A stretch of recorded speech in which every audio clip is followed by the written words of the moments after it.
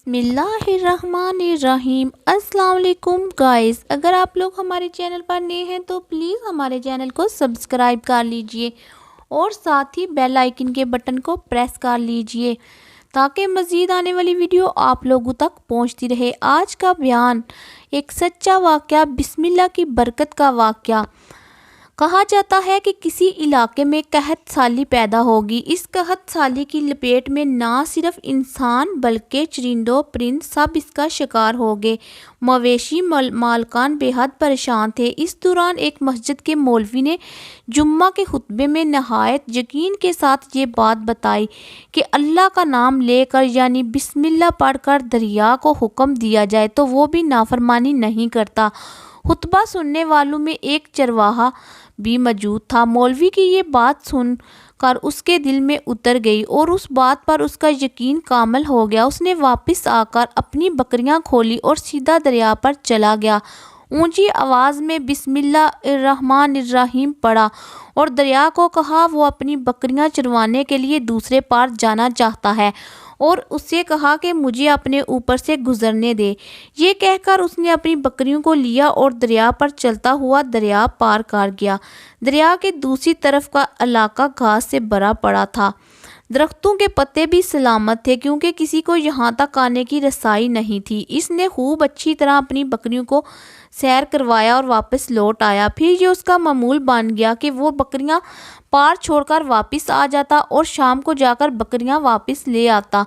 इसकी बकरियों का वज़न दुगना चुगना हो गया। लोग चौंक गए और उससे पूछा कि वो अपनी बकरियों को क्या खिलाता है। वो सीधा साधा और साफ दिल नौजवान था।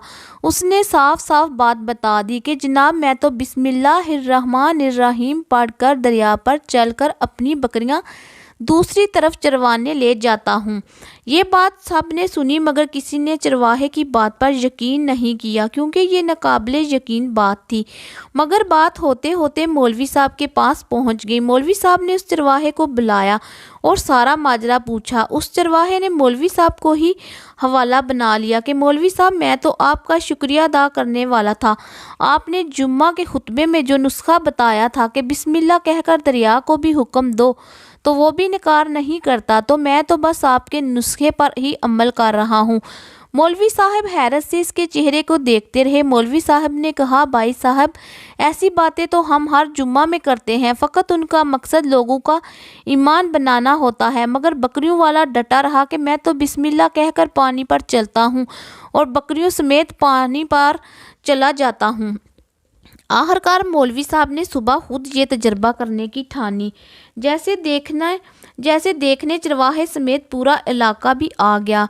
मजमा ज़्यादा था। मौलवी साहब ने एक दो बार सोचा कि इनकार कर दूं कि कहीं डूब ना जाऊं, मगर वो जो मौलवी साहब को कंधे पर उठाकर लाए थे अब भी जोशो खरोश से अल्लाह अकबर के नारे लगा रहे थे और मौलवी साहब के हक में तारीफ़ें कर रहे थे। आखिरकार मौलवी साहब ने अपने डर को दूर करने के लिए एक रस्सा मंगवाया। पहले उसे एक दरख्त के साथ बांधा, फिर अपनी कमर के साथ बांधा, फिर डरते डरते ढीला डाला, बिस्मिल्लाह पढ़ा और दरिया पर चलना शुरू हो गए। मगर पहला पाँव ही रखा था कि पानी में गिर गए। मौलवी साहब डुबकियां खाने लगे और पानी के बहाव में बहना शुरू हो गए। लोगों ने खींच खींच कर बाहर निकाला। मौलवी साहब की इस हरकत ने चरवाहे को परेशान कर दिया कि मौलवी साहब की बिस्मिल्लाह को ये क्या हो गया है, क्योंकि उसका ये रोज़ का मामूल था। उसके अपने यकीन में कोई फ़र्क ना आया। उसने बिस्मिल्लाह कहकर बकरियों को पानी की तरफ इशारा किया और ख़ुद उनके पीछे चलता हुआ पार छोड़कर वापस भी आ गया।